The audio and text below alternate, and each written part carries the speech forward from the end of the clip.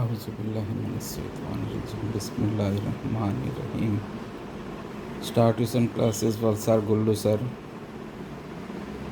ધોરણ 9, 10, 11 અને FY BCom semester 1 માટે આજે મીડિયન એટલે કે મધ્યસ્થ વિશેનું તમને જ્ઞાન આપીશ. મારો ઉત્સાહ વધારવા માટે ચેનલને સબસ્ક્રાઈબ કરો અને શેર કરો.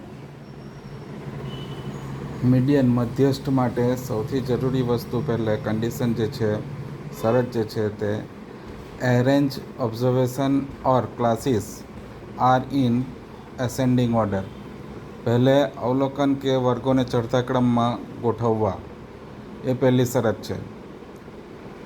મેકિંગ ક્યુમ્યુલેટિવ ફ્રીક્વન્સી CFI, સંચય આવૃત્તિ બનાવી. આ બે શરત છે. જો આવૃત્તિ આપી હોય, ફ્રીક્વન્સી આપી હોય તો એને ક્યુમ્યુલેટિવ ફ્રીક્વન્સી બનાવવી પડશે.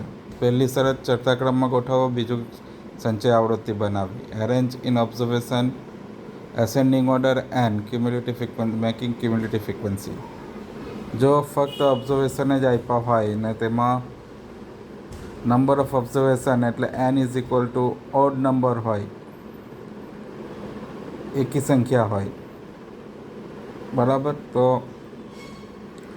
m is equal two n+1 પહેલે ચડતા ક્રમમાં ગોઠવી દીધા છે અવલોકનોને.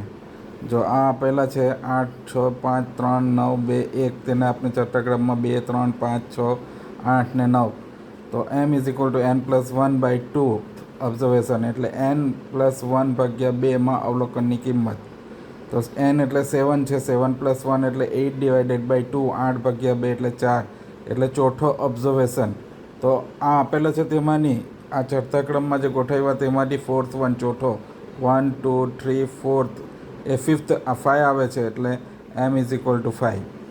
હવે એ જ ઇવન નંબર જો આપેલા હોય, બરાબર, તો 3, 5, 4, 1, 6, 9, 14, 12 એને n ઇઝ ઇક્વલ ટુ 8 છે, તો એને એસેન્ડિંગ ઓર્ડરમાં એરેન્જ કરીએ તો 1, 3, 4, 5, 6, 9, 12, 14. m is equal two n+1/2 observation, n+1/2 અવલોકનની કિંમત.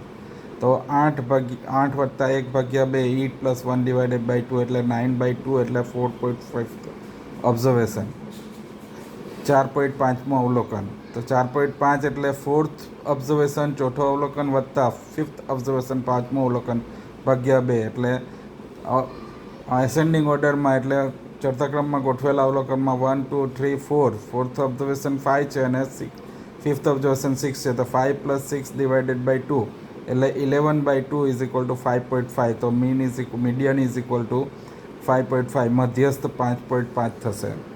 હવે જો તમને XI અને FI આપ્યું હોય, બરાબર, તો આ XI આપ્યું છે તમને અને આ FI આપ્યું છે, બરાબર, ને ચડતા ક્રમમાં જ છે, એટલે ખાલી XI ને જ જોવાનું, FIને એરેન્જ કરવાની જરૂર નથી. XI સાથે જે FI છે તે આવી જ જશે, પણ XI જે છે તે ચડતા ક્રમમાં એસેન્ડિંગ ઓર્ડરમાં હોવા જોઈએ. એના સાથેની જે ફ્રીક્વન્સી છે તે એના સાથે જ લખાશે. ફ્રીક્વન્સી ચડતા ક્રમમાં કે એવો ગોઠવવાની જરૂર નહીં મળે, એને એસેન્ડિંગ ઓર્ડર જરૂરી નહીં મળે FIનું. તો ક્યુમ્યુલેટિવ ફ્રીક્વન્સી એટલે 4, 4માં 2 ઉમેરે તો 6, 6માં 8 ઉમેરે તો 14, 8માં 14માં 2 ઉમેરે તો 16, 4 ઉમેરે તો 20 ને 20માં 5 ઉમેરે તો 25, એટલે n is equal to sigma f is equal two 25. તો મધ્યસ્થ median m is equal two n+1/2 observation એટલે ભાગ્યા 2, n વત્તા 1/2 અવલોકન એટલે 25 વત્તા 1/2 એટલે 25 + 1/2 એટલે 76/2 એટલે 13th ઓબ્ઝર્વેશન, 13મું અવલોકન જે સંચય આવૃત્તિમાં ઇન્ક્લુડ થઈ જાય, જે CFIમાં ઇન્ક્લુડ થઈ જાય, સમાઈ જાય 13 તેમાં, તો 4માં ની સમાય, 6માં ની સમાય, 14માં, 14માં 13 જે છે તે સમાઈ જશે. તો એના સામેના જે XIની જે વેલ્યુ જે છે તે તમારો m છે, એટલે m કેટલા આવશે? 5th, બરાબર. ચલો, હવે જો તમને ક્લાસ આપ્યો હોય, વર્ગ આપ્યા હોય ને આવૃત્તિ આપી હોય, આટલી ઇન્ફોર્મેશન તમને આપી હોય, તો એ બી ચડતા ક્રમમાં ક્લાસને ગોઠવવાનો, એના સાથે જે ફ્રીક્વન્સી આવતી હોય તે લઈ લેવાની આવૃત્તિ, બરાબર. અને આવૃત્તિને ચડતા ક્રમમાં કે એસેન્ડિંગ ઓર્ડરમાં ફ્રીક્વન્સીને ગોઠવવાની જરૂર નહીં મળે, ક્લાસને ગોઠવવાની જરૂર છે, એરેન્જ કરવાની જરૂર છે, બરાબર. CFI 2 +5 એટલે 7 +3 એટલે 10 +7 એટલે 17 6 +6 એટલે 23 ને +2 એટલે 25 n ઇઝ ઇક્વલ ટુ 25. હવે જો ક્લાસ જો આપ્યા હોય, જો એફઆઈ નહીં આપ્યો હોય તો બી n+1 લેવાનો જ છે બેઉમાં. જો એક્સઆઈ આપ્યો હોય ને એફઆઈ આપ્યો હોય પણ ક્લાસ નહીં આપ્યો હોય તો બી n+1 લેવાનો જ છે. પણ જેવર બી ક્લાસ આપ્યા હોય તો n+1 લેવાનો નહીં મળે. m is equal to n/2 observation, n/2માં અવલોકનની કિંમત. તો m is equal to n25 divided by 2 એટલે 12.5 ઓબ્ઝર્વેશન, 12.5મું અવલોકનની કિંમત. CFIમાં જ્યાં એ સમાઈ જાય તે ઇન્ક્લુડ થઈ જાય તે CFIમાં, તો 2માં નહીં ઇન્ક્લુડ થાય 12.5, 7માં નહીં ઇન્ક્લુડ થાય, 10માં ઇન્ક્લુડ નહીં થાય, 17માં 12.5 ઇન્ક્લુડ થઈ જાય. તો 17ના સામે અહીંયા એક્સઆઈ નહીં મળે પણ ક્લાસ છે, તો અહીંયા તમારે અગાડી પછી ફોર્મ્યુલા લેવી પડશે. એટલે આ તમને ક્લાસ મળશે, ક્લાસ ઓફ m, મધ્યસ્થ માટેનો વર્ગ. તો આ જે છે બરાબર એ સતત જ છે, કન્ટિન્યુઅસ ક્લાસ છે, એટલે 0.5 માઇનસ કરવાની જરૂર નહીં મળે. પણ અહીંયા 0 to 9, 9 to 10 એ રીતના હોય તો તમારે અહીંયા જો તમારે 29 આવ્યો હોય તો આ 30 આવ્યો હોય તો જે કંઈ બી આવે તેના તમારે 0.5 માઇનસ કરીને લેવા, L 0.5 માઇનસ કરીને લેવું પડે.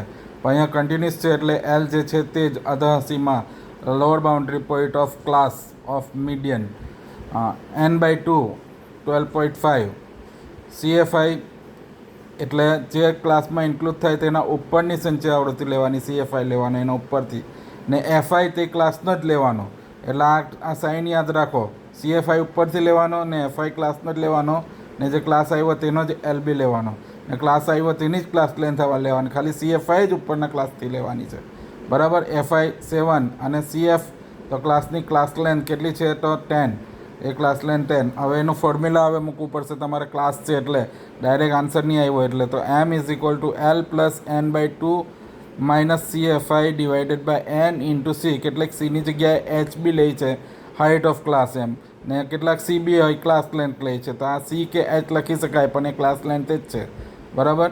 ચાલો, L છે 30, n/2 12.5, CFI છે 10, FI 25 છે અને ક્લાસ લેન્થ 10 છે.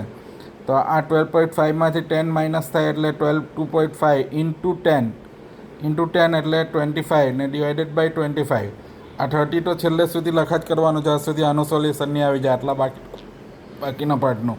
એટલે 25 ડિવાઇડેડ બાય 25 એટલે 1, 30 પ્લસ 1 એટલે 31, એ તમારો મીડિયન બનશે. ઓકે, તો આ રીતે તમારે n+1 ફક્ત તમારો ક્લાસ આપેલો હોય ત્યારે જ n+1 લેવાનો મળે. ફ્રિકવન્સી આપી હોય તો બી n+1 લેવાનો, નહીં આપી હોય તો બી n+1 લેવાનો જ છે. ઓકે, એ ખાસ મુદ્દો છે આનો. ને અહીંયા બની શકે આ કન્ટિન્યુઅસ ક્લાસની, આને કન્ટિન્યુઅસ કહેવાય. આ જો upper boundary lower boundary, upper boundary lower boundary છે ને, આ કન્ટિન્યુઅસ એટલે 0.5 માઇનસ નહીં કરવાના L વખતે. પણ આ કન્ટિન્યુઅસ નહીં આવતો હોય આ રીતે કે અહીંયા 9 હોય ને અહીંયા 10 ચાલુ થતો હોય તો 10માંથી 0.5 માઇનસ થાય. અહીંયા 19 હોય ને અહીંયા 20 હોય તો એમાંથી 0.5 માઇનસ થશે. અહીંયા 29 હોય ને અહીંયા 30 હોય તો 30માંથી 0.5 માઇનસ થશે એટલે 29.5 લેવાય એમ. પણ એવું નહીં મળે તો આમાં ડાયરેક્ટ જ લઈ લેવાનું છે. ઓકે, સબસ્ક્રાઈબ કરો, શેર કરો અને મારો ઉત્સવ વધારો. Okay, best of luck.